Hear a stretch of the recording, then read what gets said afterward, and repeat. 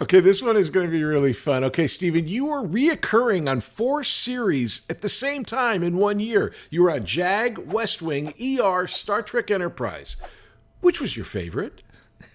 Well, hard to say, but I'm going to say that year it's got to be West Wing. Excellent. I heard JAG. From the heart of Hollywood, it's the Patrick Labyorteaux Show with Patrick Labyorteaux.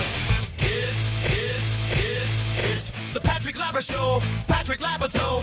He's the one you gotta know.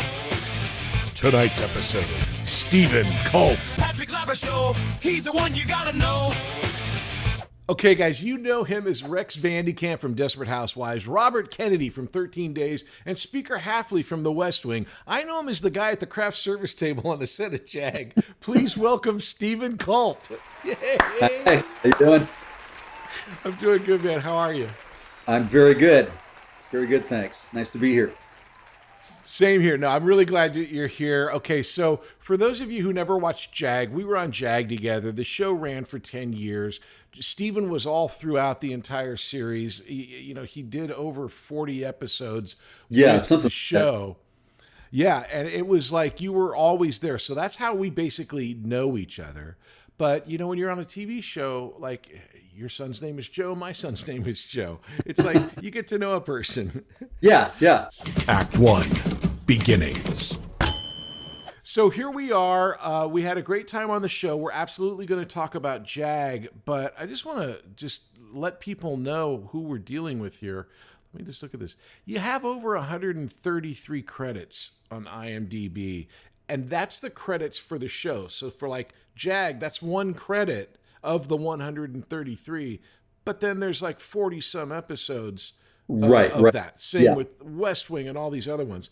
So we're going to go through all of that, but let's start right at the beginning. Okay. So young Stephen, where were you? Why do you want to become an actor? What makes you want to become an actor? I think I always wanted to become something. I always say that one of my first memories is watching myself. The TV screen is turned off, and you got the big old TV console, and I'm dancing. Mirror. I'm dancing in front of I see my reflection in the TV screen as it's turned off, and I just want to see myself dancing on television. And I must have been 3, 4, something like that. But I didn't really, I kind of fell into it in high school, and then in college, it sort of cemented it. But before that, I thought I was going to write.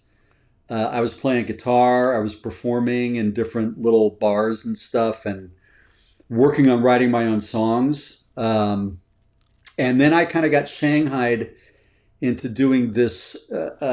Somebody in my junior class in high school got an idea that we were going to do an evening of comedy skits, this was like 1973, so there's no real template for anything like this. As far as like, there was no Saturday Night Live. There was, Monty Python wasn't around for another 2 or 3 years. We were just starting to hear about them, but I was kind of influenced by Marty Feldman's Comedy Machine, which was a summer replacement show. But anyway, so we had like Laugh-In and the Smothers Brothers, but there was nothing really. But anyway, I was made head writer because I had this reputation for writing humorous essays in my English classes. And then they'd get me to read them out loud to the class, and the class would crack up. So they made me head writer, and I got together with a bunch of really funny people in my class, some of the funniest people I've ever known. And we came up with this evening, and I wrote some things specifically for very, very funny friends of mine. And there was one who said, I'm not going to do this. I'm not going to make a fool of myself. And I thought, well, I can do this part. I know what it is. And so I ended up doing it. And I have to say that I couldn't get to sleep after the first night of our performance, because I would start falling asleep and I would just wake up hearing the sound of the audience just roaring. It was a huge success. Just roaring with laughter over the stuff that we were doing on the stage, and things I was doing, and things that happened, for the first time between me and my friend who I'm in the scene with, and it was just, kind of that magic evening. And so then I thought when I was in college, I was still thinking I was going to be a writer. Maybe I didn't know what I was going to do, but I sort of fell in with the theater crowd. You're trying to replicate this experience, right? You know, you said, I want to do this again. And then that experience is not easy to replicate. And as oddly enough, the more experienced you get, the less you're going to have that transcendent experience because your level has risen, right?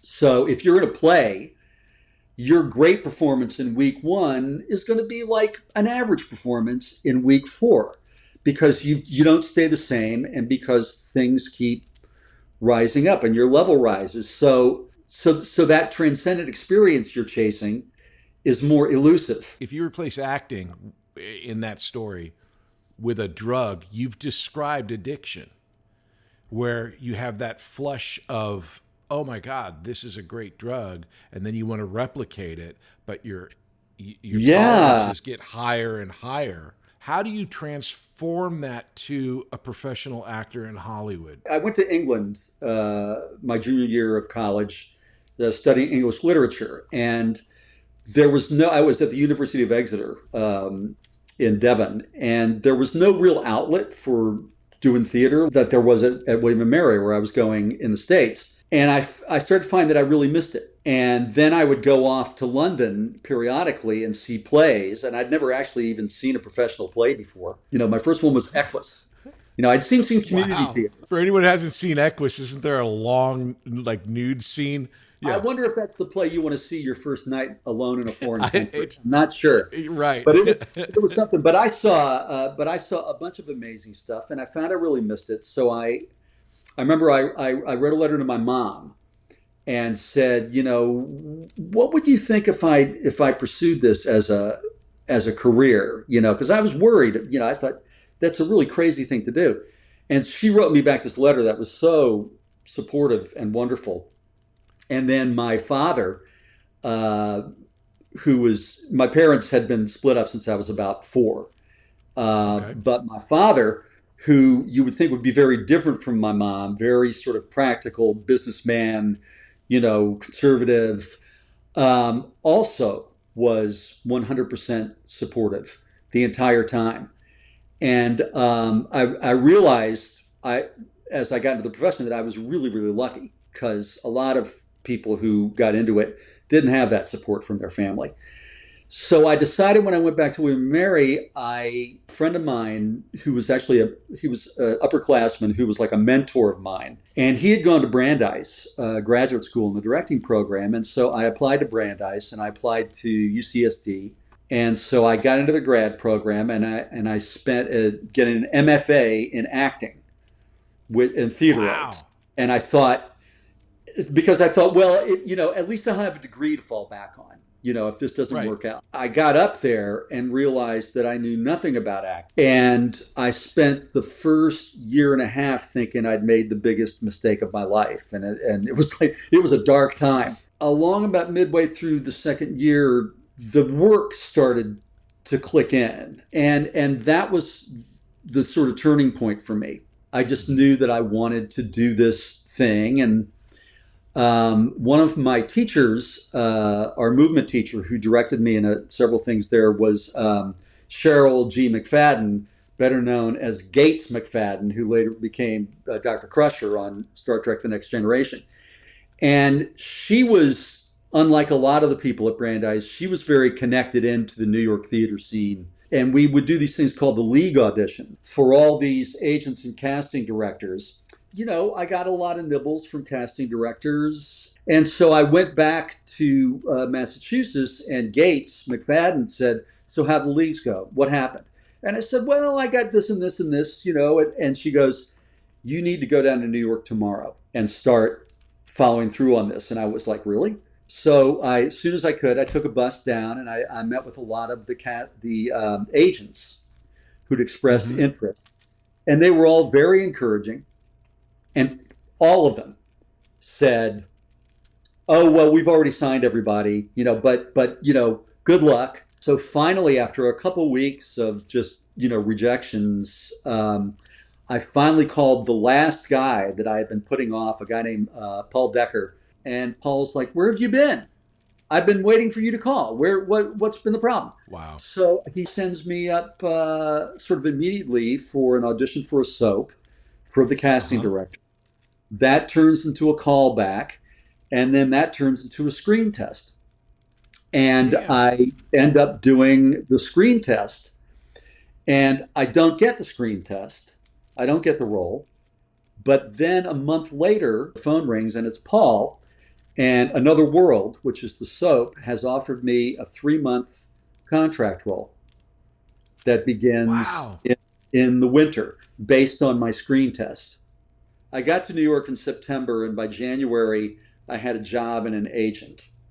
Now, a couple of years later, I got a job on another soap, One Life to Live, and I was one of 3 actors to play the character of Danny Wollock within a year. And I was the second one. I basically took in all the ammo that I could take into it, and I was like, fancying myself the Montgomery Clift of daytime drama or something. I mean, I just labored over every beat, every intention, everything. And it's something I learned in retrospect. And there was this great director. His name was Peter Miner. He was the best director we had on that show, I thought. And there was one day toward the end of my tenure when I was starting to see the writing on the wall. I knew they weren't going to renew. And I was just complaining in rehearsal because my what I was doing in this scene completely contradicted what I had been doing the week before. And I'm just like, I don't understand this. And Peter, and I remember exactly what he said. He takes me aside. He goes, "Stephen, these scripts will not bear the weight of the work that you're willing to put into them." And it was like, boom. And I began to, instead of laboring over it, I just started memorizing my lines on the subway on my way into work. And in the remaining time I had there, I could see the difference. I was going, okay, now you're getting the hang of it. Now you're getting better. We'll be back after these messages. Have you ever thought about becoming an actor and making your friends and family jealous? Well, have I got a deal for you. Here at Working Actors School, we offer many different classes so you can become a famous actor like me. And we have a delightful selection of classes, including Adult Weekly. It's every Wednesday at 5:30 p.m. Pacific. Here you will learn how to be an actor with other adults. How do we do it? How is it possible? Is it a miracle? Yes, it is. It's a miracle called Zoom. We teach everything online so you can become a famous actor and impress your friends and family. So if you want to be a famous actor and make your friends and family jealous, then you need to sign up at Working Actors School. You can get a hold of us at workingactorschool.com. You can sign up for classes at workingactorschool.com. You can make a reservation for the class online at workingactorschool.com. So come check us out. It's workingactorschool.com. Act 2, Success. Just to set the scene. So now you're a professional actor. I want to go through this so people understand. You work a lot, dude. Like, talk about working actors. Here's a list of just some of the shows that you've done: The Cosby Show, A Man Called Hawk, Murphy Brown, Newhart, L.A. Law, Diagnosis Murder, Touched by an Angel, Baywatch Nights, Beverly Hills 90210, Profiler, Chicago Hope, Ally McBeal, 24, The Practice, ER, The West Wing, and outside of JAG and outside of Desperate Housewives, these are just jobs that you've been in. When you're a working actor like that, you're winning the lottery individually over and over and over again, meaning that, no one's calling you saying, "Hey, that guy who had one line on the Cosby Show, I want to bring him in and hire him for Murphy Brown," or whatever it is. It's like you're going out and you're getting these jobs. Here's the thing, JAG, leading up, the years leading up to that, because I spent most of the 80s doing theater, and I was in New York working with, like, my second equity show was, I did the first Neil Simon show to ever close out of town. It was a play called Actors and Actresses. But I worked with Neil Simon, Terrence McNally. I was doing, I did Playwrights Horizons, Keith Radine play. I was working with a lot of the best playwrights and directors in New York. But then I moved out to, and I came out to LA, actually. The first time I came out to LA, it was a Moss Hart play called Light Up the Sky that was at the Ahmanson. And it was with Peter Falk and Nancy Marchand. And I came out to LA and kind of fell in love with it. Well, okay, I'll backtrack with a little bit of a story here. This was a really good year for me, 1987. The playwright A.R. Gurney Jr., he had a play in Williamstown called Sweet Sue. They auditioned me for this role in Sweet Sue. But he was a teenager, he was a high school student. I was in my later 20s at that point. And they said, you're too old. So that summer, I get a call from Joey Tillinger on a Sunday night and says, Stephen, can you be here tomorrow? Because they fired the guy who's doing, who they had cast in Sweet Sue. And this play is with Mary Tyler Moore. The next day, I'm on a train to go to Williamstown to do the premiere of Sweet Sue with Mary Tyler Moore. And then then they took it to Broadway, and then they went back to casting a younger guy. But I had that was a wonderful break for me doing that play. But then Joey Tillinger recommended me for a Keith Radine play called Highest Standard of Living that was being done at Playwrights Horizons.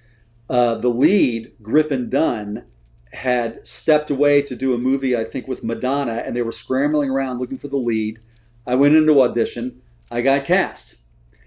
So I did that play. Then that winter, I got an offer to go out to do Light Up the Sky as the understudy at the Amundsen Theater. And I turned it down the first time because I didn't know if I wanted to be the understudy. The second day of rehearsal, I get a phone call. Steve, can you come in? Because they fired the guy who's doing the young playwright. So now I'm doing the role in the play at the Amundsen. It's a good year so far. That's a great year, yeah. So then I go back to New York. I take a job as an understudy in this play, Coastal Disturbances, which is on Broadway. I go see it the night before I audition for the understudy because I can't make head or tail of the play. And I see just the most wonderful actress, this young woman, Annette Bening, and it's her first play in New York. She gets nominated for a Tony for it because she makes this play. Radiant, she's like nothing you've ever seen. And I get the job as the understudy. I go in, and the first week I'm there, Tim Daly has given notice, and he's leaving the show. And all of a sudden, I do Annette Bening's last month with her on Broadway. And oh my God. She's so incredible. She's just one of the best actresses I've ever worked with. And so I have a wonderful month. Then she leaves the show, and I decide that I'm going to go make my journey to LA. And while I'm in LA, my New York agent sets me up with an appointment for this miniseries, Gore Vidal's Lincoln, the role of John Hay. And I go in and read for it, and I don't think I would have gotten this audition had I been in New York. I don't think the casting people in New York would have seen me, but the casting person in LA saw me, brings me in.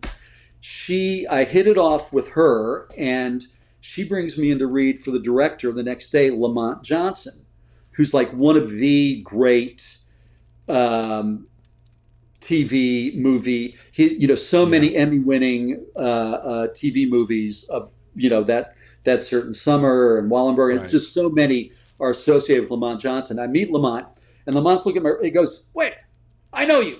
I've seen you. Where have I seen you before?" And he goes through he's like, Coastal Disturbances. That's it. I saw you. I loved you in that. And I'm like, "Are you sure it wasn't Tim Daly? Because I only did it for a month." He goes, No, it was you. And so I end up getting cast in what turns out to be like a major role in this miniseries.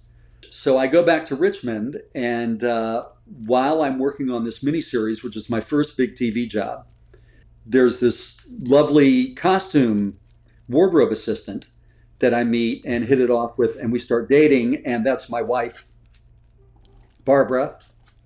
That's a good year. That's a good year. Was that then I really wanted to make a go of it out in LA, and after, I'd come out on spec, I'd get jobs, and then, I'd guest stars, here and there, and then I finally moved out, and Barbara in the meantime has moved out, and we're living together, and I signed with an agent in LA, and then my career comes to an end.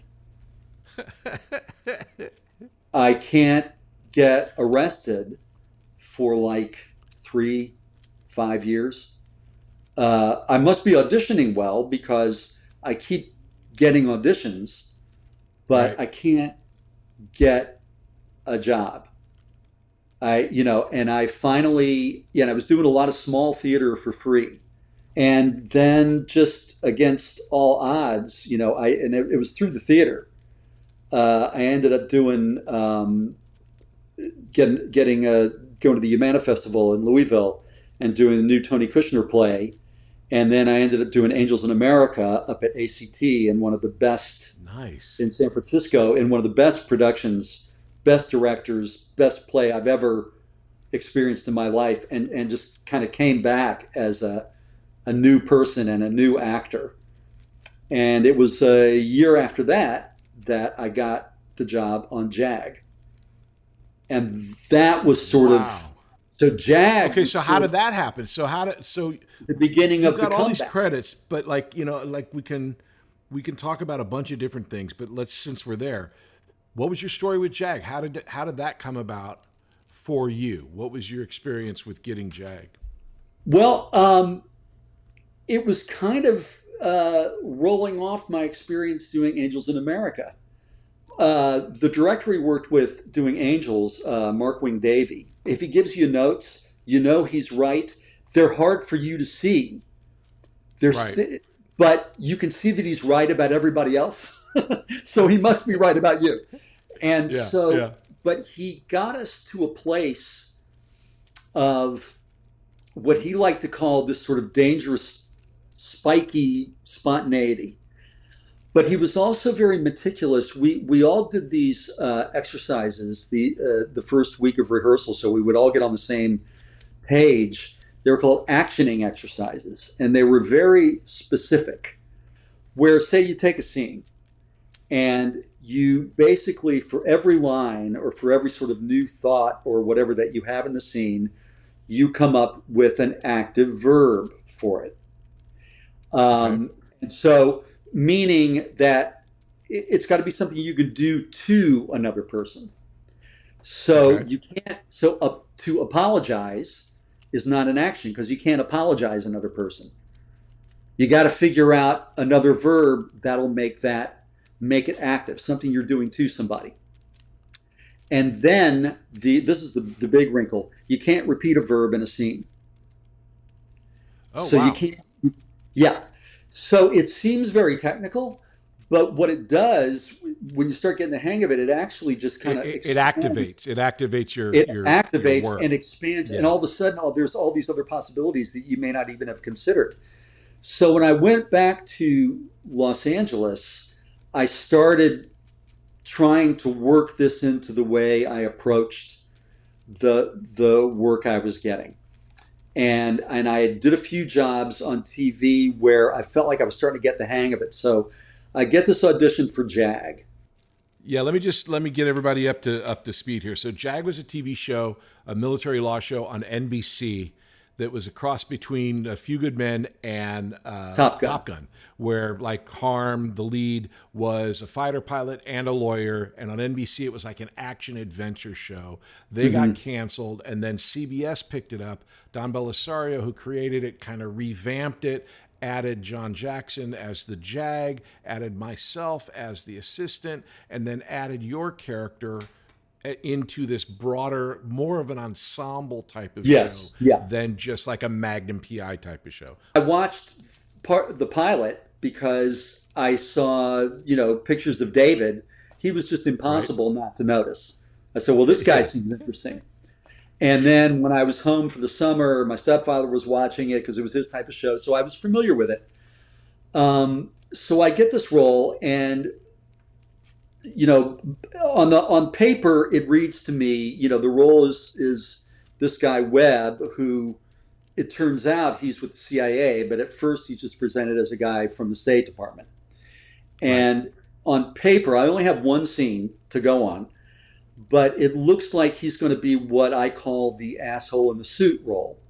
Specifically with JAG was really where I really learned a lot, because I'd been doing these roles and I'd been auditioning for them even more, and I was kind of getting a little weary of the roles, or maybe the way that I was approaching the roles. And so I took this technique that I worked on in Angels of America, and I apply it to this JAG scene that I've got. And what happened was that I remember there was like a stage direction that was in parentheses defensive or defensively. And when I tried to fix an action to that, I couldn't come up with one. And I was like, defensive is not an action. What am I doing there? And when I really examined it, I realized, wait a minute, no. He's anything but defensive. He's absolutely, in his mind, absolutely right. And he's very pragmatic about it. And he's got his eye on the bigger picture. And this whole character started to take shape for me just by Xing out that stage direction, to where it was like, I'm not going to be the asshole in the suit. I'm not going to be the easy target for the hero to just roll over. I'm an antagonist, and it's actually my job to be the best antagonist I can be until the script gives me no other option but to give in. So that's Right. the way I started approaching Webb, and it was very meticulous. And the other thing that happened when I was working on the first scene was that I felt that I didn't have, there was a weight and an authority that I felt like I just wasn't getting being Steve Culp. Okay.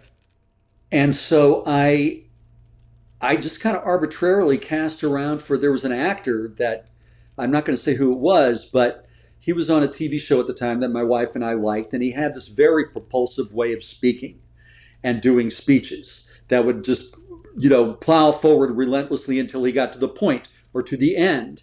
And I just started kind of say, what if I did that voice? And I started doing that with Webb, and all of a sudden I'm emphasizing different words. I'm putting stresses in places where I wouldn't normally do it. My rhythm is changing. And all of a sudden it's like, I can't stop doing it. And it's really fun. And I realized, oh, this means something. This is something to pursue. So and it's almost like doing Shakespeare, where you're, technically you're looking at the lines and you're doing your acting work, but you're also just going, how does this line read? Where's the stress? Where's the music of it? Yeah, there's a whole thing called scansion in the Shakespeare thing where you break down. Yeah. Yeah, and so I worked on Webb like that, and I ended up, I did one audition for Don and for some of the producers, and I thought it went okay, but that I was kind of like, it was almost like a final dress rehearsal. I didn't feel like I was quite at home with it yet. Right. With this new character that I'm doing. But then I got called back the next day, and then I felt completely at home with it. It just felt totally at home. But then later, much later, one of Don's assistants told me that even before I came in for the callback, Don had said, I think this is the guy. So I spent the first 2 seasons of JAG really working in this, building up this character of Webb and going into his background and, coming up with a life for him but also paying attention to these rhythmic and speech things that I'd found that were a little theatrical. And for me, Webb was, in a way, pushing the envelope on theatricality in a way that I had never done on camera before. And I really wanted to see how much I could do, because when I got a script, I loved it because there were so many different colors and so many different, it's like if you're a pinball, there's so many different things to light up. Right. He's the good guy, but he's maybe the bad guy. Well, then they added the thing with you're like a mama's boy, which I loved. Yeah. He's made a bit of a mama's boy. He's very hard ass and pragmatic, but sometimes he's a little empathy creeps out. He's deadly serious, but sometimes he's the comic foil. He's the butt of the joke. So how do you fit all these? You come up with a character that can accommodate all this stuff. And I kind of felt like not only will it support a little bit of larger than lifeness, but it kind of demands it. So I tried to, so in a way for me, it was an experiment of seeing how theatrical I could be. And I think it really plays very well for the character. Yeah. And a thing that happens with Don, which I benefited from, I think you benefited, I think all of his shows benefit from, is like Don's like the, like Sauron, the Eye of Sauron, where it's sort of like if it's focused on you, then you get all of his attention. And for the first season of JAG, there was an issue with the network where he was fighting with the network about how they wanted the show versus how he wanted to do it. And when he finally got to CBS, he kind of got the way that he got the show that he wanted to make, right? There's a back and forth with Don. He'll look at your dailies, he'll see what he likes, and then he'll add a little bit more of that into the next script, which I think is how, in a way, you and the writers and Don were building the character of Webb, because each time he would come back, he would be more intriguing and more layered. It was like they saw what I was doing, and then not only would they build on that, but they'd almost throw me curves just to see, okay, how is he going to do that? How's he going to do that? And I'd be like, ooh, great. And then I'd throw something back. And so we sort of built up this character, and that's really fortunate. That doesn't happen a lot of the time. But I did find finally though, and it's almost like when you're doing a play and you build up this physical characterization or something, and then you end up like paring away things that you don't need anymore. Right. Uh-huh. By the end of my second season, I realized that a lot of the stuff that I'd been doing that was very theatrical, I started getting rid of it. I started getting rid of the voice. I started getting rid of, because it started to seem too strident and studied to me. Uh-huh. But whereas in the beginning I felt like I'm far distant from this character. I'm very different. He's, the way he thinks, what he believes, the way he deals with people, very different from me. Then after doing it for a while, I start thinking, oh man, this role is perfect for me. It fits me like a glove. And those things that I was using as crutches and supports, I'm able to throw them away now. And so a lot of that stuff, it became less theatrical, because by season 4, or my third season, I had been able to internalize so much of it. So let me ask you this. So, okay, there's one great story, and I mean, there's 1,000 great stories on JAG, but you got your nose broke while we were doing the show. What happened, dude? Tell us that story. Well, it was we were shooting. I guess it was the first episode of season 4, I think. But anyway, it was end of a 2-parter. I think it was like 17 hours or something, and we were racing the sun coming up, and everybody was a little frantic, and I was actually, I think I might even have said it to somebody. I said, somebody's going to get hurt if we don't, because it's getting a little out of control. But I was supposed to walk up to John Jackson, who played the Admiral, and he's supposed to turn around and punch me. And but I guess the director had told him to turn around sooner, but nobody had said anything to me. So I just walked right into it, and I was boom, down on the ground. And I think I went out for a moment.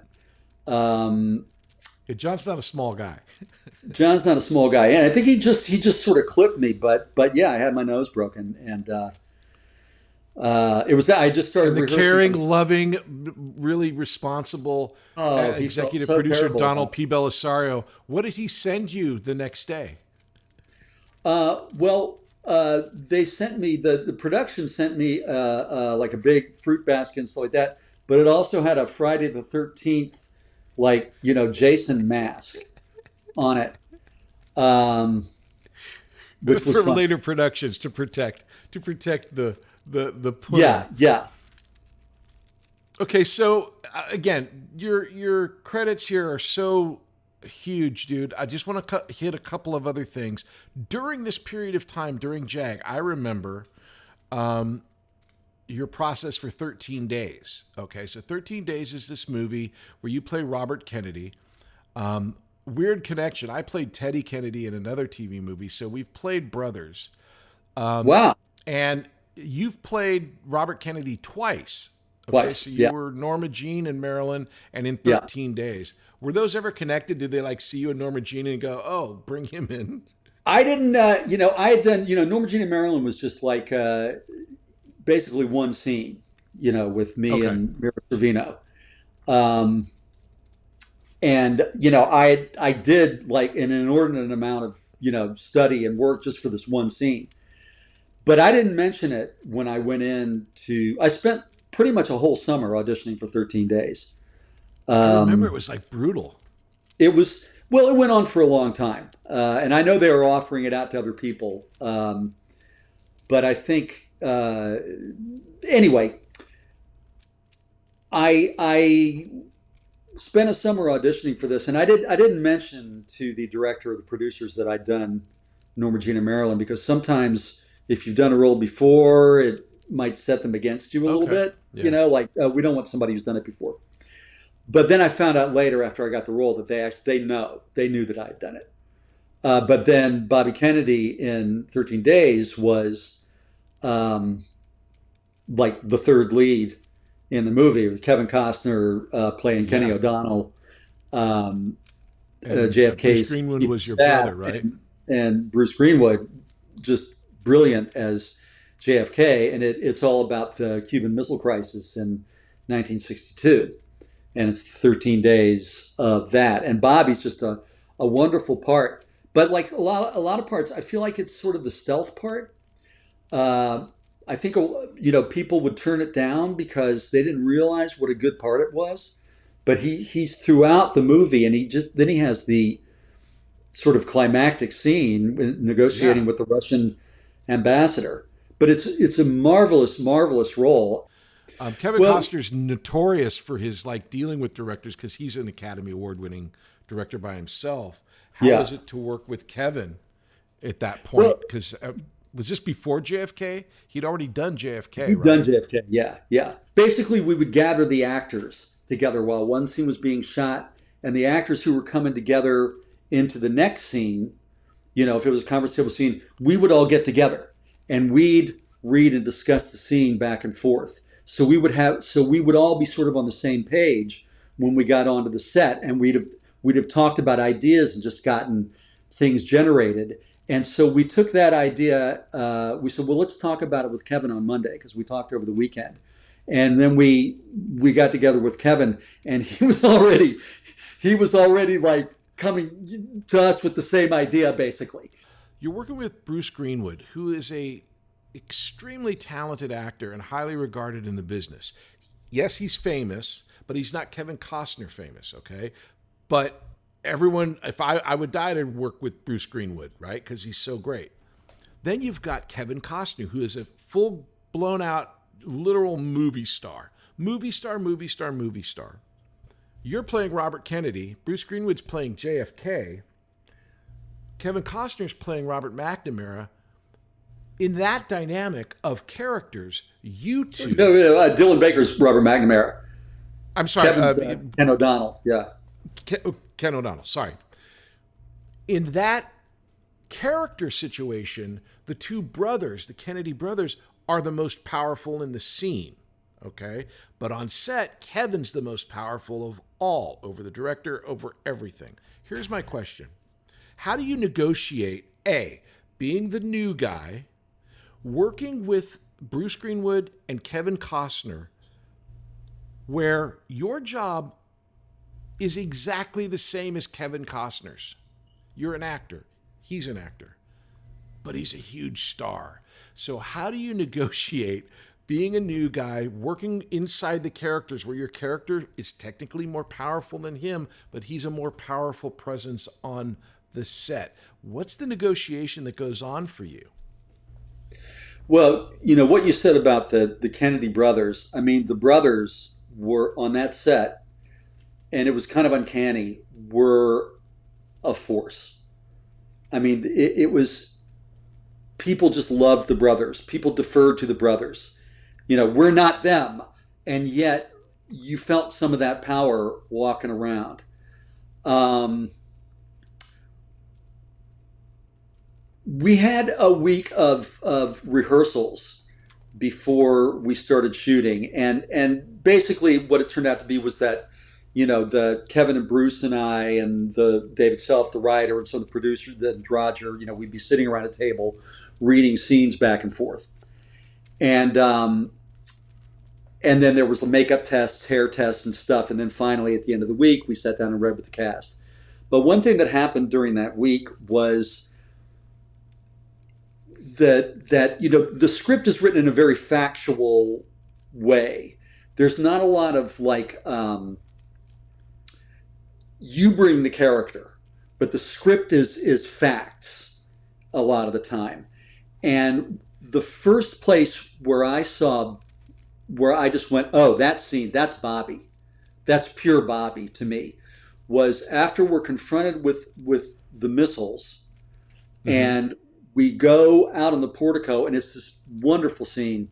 I just love it, where the three of us are trying to discussing what we're going to do. And Bobby is so distinctive because he's very man of action, break it down into bits. Let's do this. Let's do this. Let's do this. And I thought he's not reflective. You're mm-hmm. breaking the problem down into chunks and trying to figure out what to do with it. And he had a few lines where he's like, let's get a bunch of guys together. And I think it's and put them in a room and kick them in the ass till they come up with some solutions.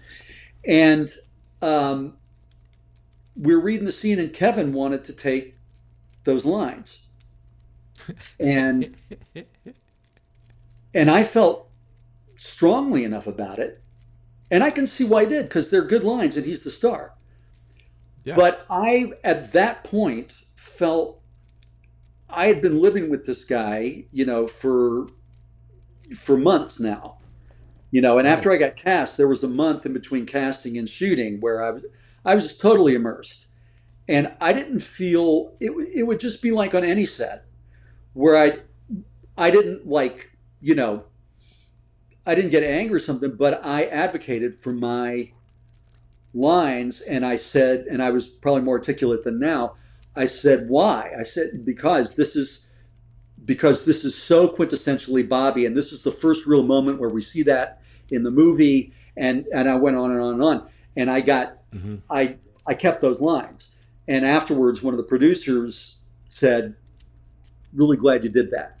And then the next day, Kevin came in and said, and he had a thing about another scene. He said, you know what, I'm going to give you this.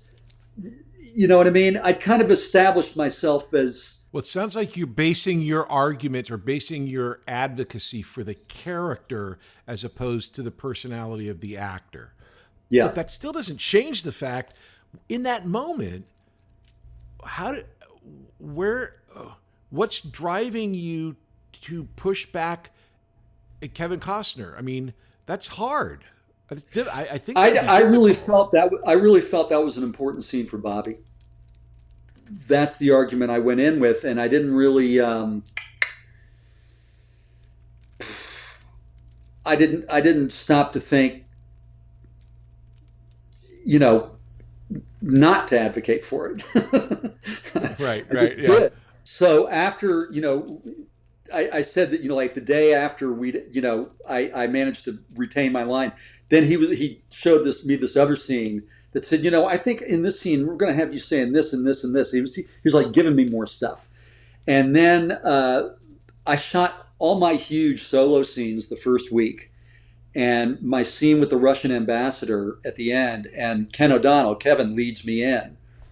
Mm-hmm. And sort of, he's just there to kind of support me and back me up. And Kevin and I never really, there was always a distance. He was like Kevin Costner and I was this guy, and there wasn't like easy conversational rapport between us all the time. But he said, he goes, I really am glad you're doing this role, before I went in to see the ambassador. I Yeah, think there's a lot at play there. As a smart producer or star of a show, he wants you to walk in knowing that you've got the full endorsement, so that you can be a badass with that scene. And I think that's really smart, instead of undercutting you. So many actors would happily undercut so that, but that's really interesting.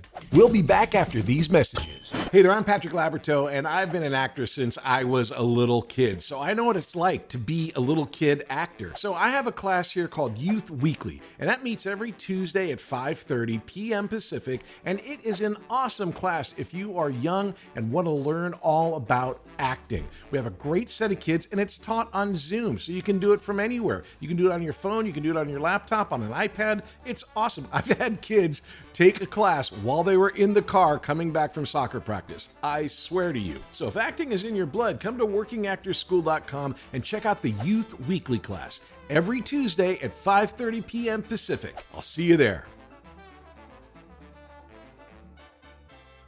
Act 3, present day. So you're doing JAG, and you have this huge year where you're on JAG, West Wing, ER, Star Trek, which is just, that's so awesome. But when you get, during this period, you get Desperate Housewives, okay?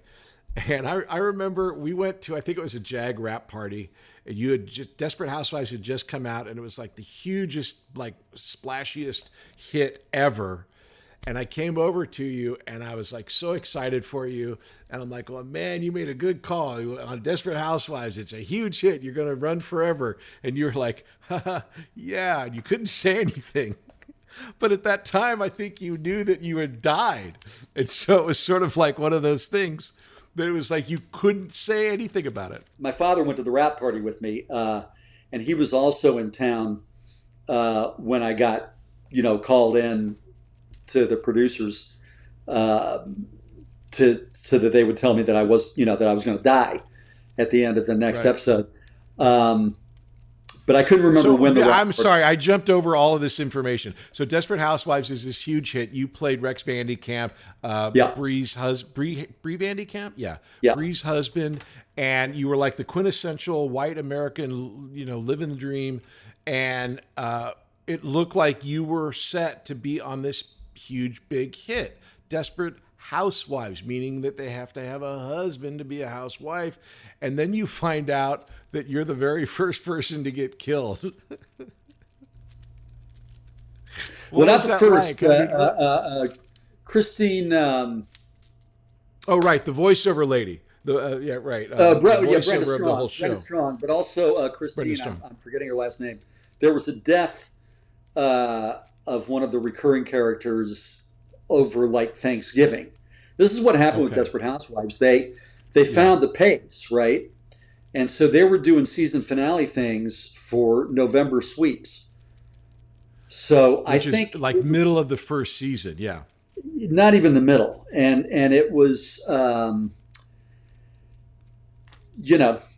think it was always in the cards for Rex to die at some point, but I don't think they had thought it was going to be quite that soon.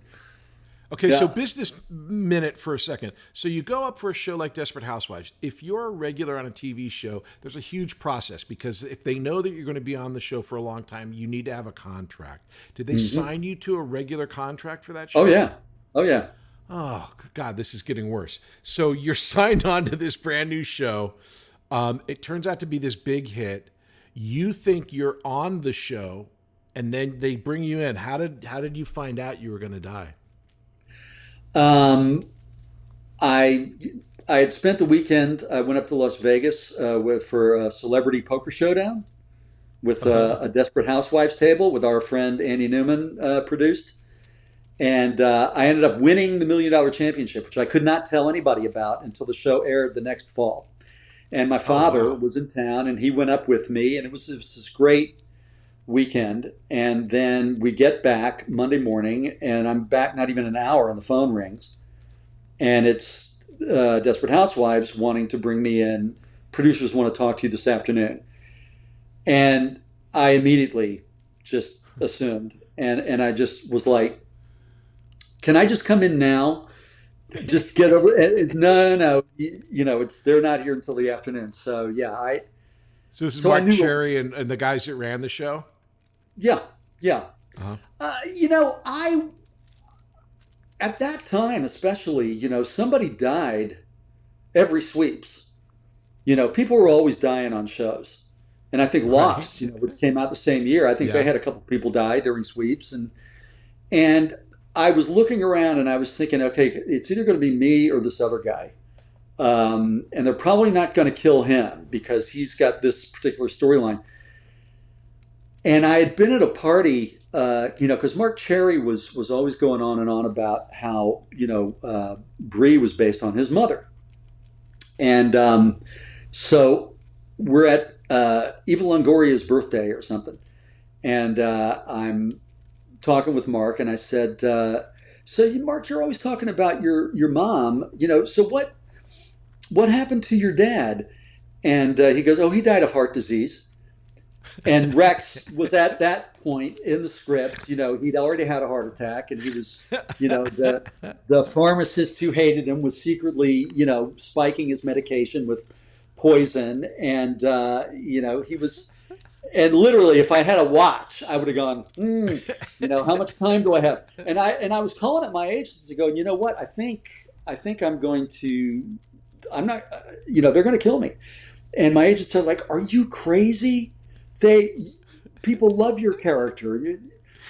But, yeah, I think, I just think, Mark had it in his head that this is what he wanted to do. And I think they also, as I say, they were running, the story was going faster than they had originally thought it was going to, once they found the pace of the show. But at that point, I felt confident. At another point in my life or my career, earlier, I might have, what have I done wrong? But I was pretty confident that my work on that show was good. And absolutely. I didn't have anything to apologize for. And no, it was a function of the story, and that's what you're there for. Yeah. When I went into the meeting, I just, coming off the Celebrity Poker Showdown, I just walked in feeling like, I had, 3 kings, and they said, well, maybe we'll bring you back for it. As I was leaving, they said, maybe we'll bring you back, for some flashbacks. And I said, oh, great. I'll hit you up for a shitload of money. And I did. I said that. And they ended up bringing me back for flashbacks, and they paid me a respectable amount of money. I didn't even have to ask for it. Sure. When it happened, I just felt like, okay, so I got back home, and Barbara and my dad and I had a toast in the backyard, and I said, here's to a fabulous year. And so, I've done this work. I've been on this amazing hit show. You can't ever. And let's not make it small. Your death was a big deal. I mean, it was a big deal. Yeah. And if you're going to be one of those, that was a big plot point. If you're going to be one of those, why not be the first one? Because that's the one that made a big splash. I mean, the day after it aired, I was on Good Morning America in New York in the morning and Jay Leno in California in the evening. I flew back, I flew back during the day. The time change, I benefited from the time change there. And it was a big deal. And so I said, I've been on this huge hit, and I've made money to provide for my family, and now I'm free again, and I've got this in my back pocket, and so now we get to move on. We'll be back after these messages. Hey, I'm Patrick Labyorteaux, and I play an actor on TV, and I've been doing this for a long, long time.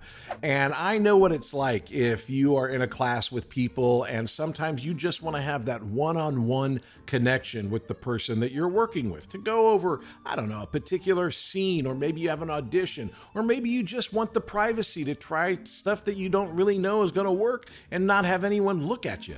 Well, I have the perfect solution for you. It's called One-on-One with Patrick Labyorteaux. You can book your time at workingactorschool.com, and it's just me and you for an hour going over whatever it is you want to work on, breaking down the script, talking about character, figuring out your intention, the spine of the scene, everything that goes in to making a dynamite performance. So if you're interested in acting and want that one-on-one personal attention, check out One-on-One with Patrick Labyorteaux. You can find all the information you need at workingactorsschool.com. Act 4, questions. Okay, so here we are. We're now in the questions, and the questions are really simple. These are questions, you know Tina, my wife. So Tina came up with these questions. They're called Tina's Gotta Know. And the first question is called That's Showbiz. What is the most Hollywood moment in your life? I don't even know if I know what a Hollywood moment is. But okay, just off the top of my head. So I have 2 SAG awards for Desperate Housewives. That's huge. For best ensemble in a comedy, not for me individually, but I was, and then you have the award. You're carrying it around for the rest of the night because, and then you then you bring it in to have the inscription made on it, but you can't put it down, otherwise it's going to disappear. And I'm just such a fan of everybody, and I'm just so agog to be there. And it was. And I was walking through, and there's George Clooney and Grant Heslov over here. And it was, they did Good Night and Good Luck. And Syriana was that year. And I had voted for Good Night and Good Luck for the ensemble for SAG Award movie. And I just said, and I went over to them. And I'd actually, they had approached me. My agent did something about, we're trying to get you in for this George Clooney movie, but you're doing Desperate Housewives. And I went, okay, this was like a while back. But anyway, I walk over to George Clooney and I go, you don't know me. And he goes, hey, we tried to get you for our movie. We loved you. And he knew who I was and shook my hand. And, we had a nice conversation and he was really friendly. Same thing happened with Michael Moore. I was at the People's Choice Awards. We won the People's Choice Awards for drama, I think, before we started winning for comedy the first year. And I was talking with Michael Moore at the after party. I just went up to him and I was telling him how much I liked Fahrenheit 9/11. And we were talking about it and talking politics, and the election had just happened, and it was 2004, and having this really interesting conversation. And I had introduced myself to him and thinking he doesn't know me. And then at the end of the conversation, he goes, my wife and I just love the show. And we went off, and I was just like, I went to the set the next day just going, Michael Moore's a big fan of our show. I was very excited. So I guess those are Hollywood moments. That's a great one. No, those are great Hollywood moments. And now That's Showbiz Part 2, the other side of it. What's the most embarrassing Hollywood moment in your life? Oh, I can't even. Embarrassing Hollywood moment.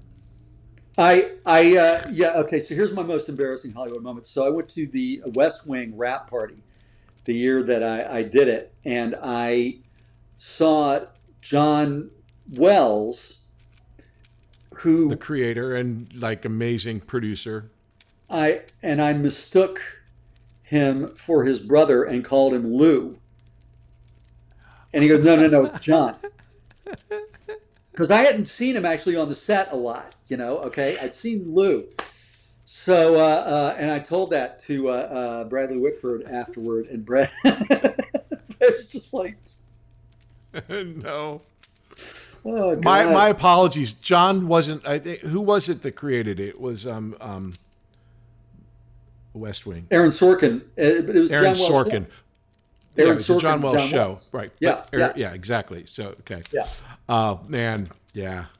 Okay. Number 3, show me the money. What's your biggest missed financial opportunity? In Hollywood, sometimes we run into opportunities that other people won't have or don't get a chance to. Is there any, favorite one that I heard about was when Starbucks offered Rob Lowe shares before they went public. It's like, oh, that'd be nice. I had post Desperate Housewives. I was trying to be really picky about what I did after that, and I probably shouldn't have been so picky. But there were a couple, because in retrospect, it didn't really make much difference. And in retrospect, I passed on a couple things that maybe I should have taken. But I was trying to be smart. So I share with us any of those shows that you passed on. Oh no! Well, there was one. Okay, but see, there was no guarantee I would have gotten this. But I did turn down an opportunity to test for Psych, the show Psych, for the part that Michael, the part of the police that Michael Amundsen. Amundsen, yeah, exactly. Yeah, Broadway guy that just and he probably would have gotten the role, but I turned down a test because my agent and manager and I talked about it, and we thought I had just stopped doing Rex, and we were looking for something a little less supportive, and I should have done that test, but there's no guarantee I would have gotten it. But right around the same time, I turned down a recurring role on Stargate. The Atlantis, the one, because you did Stargate Atlantis. Yeah, no, this is the original Stargate. To go up to do like a staged reading of a new play at ACT for like a couple $100 because that's what I wanted to do. Yeah, I have those are I hear you. I mean, it's like woulda, coulda, shoulda. Money in my direction. I don't have a lot of those. Yeah. Okay, number 4, show and tell. As a teenager, what was your favorite poster in your room, and how did you get it? I don't know if I had a lot of posters in my room. They were mostly from record albums, So I had whatever was in the record album. So I had like a George Harrison one that you can barely see him. He's just like in total beard and a hat, dimly lit room from All Things Must Pass. And then something I got out of the Who live at Leeds, with the Who at the Marquee Club, with a picture of a young Peter Townsend. I didn't put up a lot of posters. Okay, Showdown. What to you professionally is the best thing you've ever done and the worst thing you've ever done? Boy, it really. I just feel so fortunate that I've had so many projects that have taken like kind of everything I've had and more, that I felt really proud of. But I would say Angels in America at ACT is one of them. 13 Days, definitely. I would put JAG up there. Yeah, sure. As far as what I learned and how that character developed. I would definitely put that up there. What was the question again? That's good. The Showdown, so that's the best. What would your worst performance be? The thing that you look at it and go, oh, what the fuck was I thinking about? What was I thinking about? There's a whole bunch of stuff post Desperate Housewives that I'd like to do over again. Yeah. Okay, so let's go with the next question here. Showdown. No show. What part did you want but didn't get? I don't spend a lot of time thinking about those things. I mean, there were plenty of parts, when I was in my fallow years that I was testing for, that I would have loved to have gotten, but that I didn't get. I mean, what I'd really like to, if I had it to do over again, I'd love to be much more of like that sort of British ideal of an actor who's. I'd love to have done a lot more great classical theater. I haven't done enough of that in my career. Well, you're just getting to the right age to do all the good parts. Yeah. Absolutely true. And I think sadly or accurately, we want everything we go up for. I mean, yes. Yeah. We're greedy little piggies. We want to do everything. Number 7, favorite show. What movie has most influenced you? I don't know if it's a particular movie. It was more like I grew up watching TV. Sure. So what show then? What's your favorite? What's most influenced you? Well, the one that rocked my world when I was, 9 years old was The Man from U.N.C.L.E. And that completely just, I think that actually got me interested in seeing what's on TV this week. What's, watching, just reading the TV guide, and Right. that got me interested in this. So but I'm somewhere between, Napoleon Solo and Dick Van Dyke, I think, in my, When you did NCIS, was David still on the show? David McCallum? Did you get to work with him, meet him? I did mention The Man from U.N.C.L.E. and I think he was kind of tired of hearing it at that point, but because he'd done so many more NCISs at that point than The Man from U.N.C.L.E. Sure. But he was gracious about it. But I just got the sense that Man from U.N.C.L.E., he couldn't understand what it meant to me. Yeah. Okay, number 8, show me again. What movie or TV show do you rewatch the most? Like, what's your go-to? Oh God, there's so many of them. Hitchcock movies. I would cool. say, Hitchcock movies, The Godfather, parts 1 and 2. What would Some be Like your favorite Hot. Hitchcock film? Some Like It Hot is great. I'm going to say I'm going to say Shadow of a Doubt. Oh, okay. And then I'm going to say Notorious. And then below that, it's a jumble of Psycho, North by Northwest, Vertigo, Rear Window. But have you seen Shadow of a Doubt lately? Not lately. I think I saw it when it came out on DVD. We got it, we added it, and we watched it, and it was part of our Hitchcock period, but I'm not familiar with it too well. Check it out. It's a beautiful, heartbreaking film, kind of about a primal story about a loss of innocence. It's really incredible. I feel like it's one of his most sort of deeply felt movies. But really, cool. really, really good. Yeah. Okay, number 9, finally, show me some love. What's your favorite performance of mine?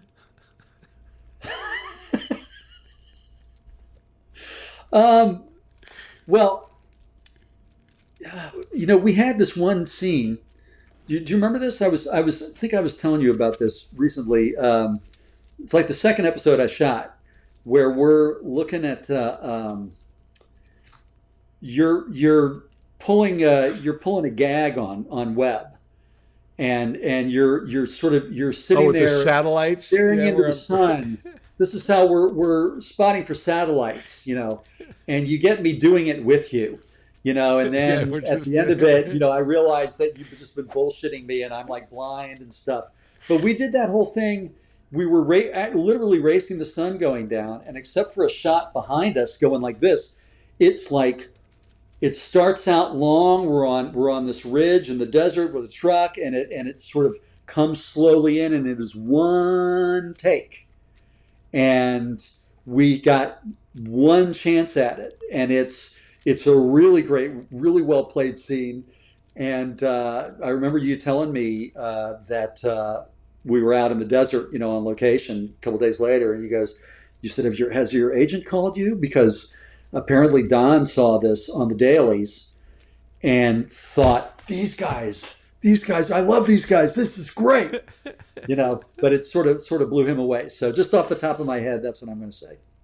I love that scene. And I love that because, again, it was like we were putting together a new show kind of, and everyone was working together. And that one of the things I love about this business is everyone on the set wants to be there for the most part, like 99% of the time. And it's like when you've got that going, it's just so exciting. And it's so wonderful when you're starting a show and figuring it out. And you and I was a new character. That's such a big part of it. Yeah. So, yeah. Stephen, thank you so much for coming by. This is amazing. I'm so glad we had a chance to talk. Well, thank you. Thank you. No, it is really great to talk with you. And just thanks again for coming on the show. Well, thank you. Lovely to see you, even over computer. And Exactly. blessings to you and the family. It's the Patrick Labyorteaux Show. Patrick Labyorteaux. He's the one you gotta know. Hey, everybody. I'm so glad that you're enjoying the podcast and checking it out. It is an audio podcast wherever you get your audio podcast, and it's a video podcast over on YouTube. My socials are all patrick.labyorteaux, and that is on Instagram, on YouTube, on TikTok. I'm everywhere. If you want information on the school, you can go to workingactorsschool.com. We have classes going all the time. It's a lot of fun. I suggest you check it out. Hey, we'll see you next time. It's the Patrick Labyorteaux Show. Patrick Labyorteaux. He's the one you gotta know. If you like the show, please take a moment to rate, review, and subscribe. It really does help the show to grow. Thank you for listening.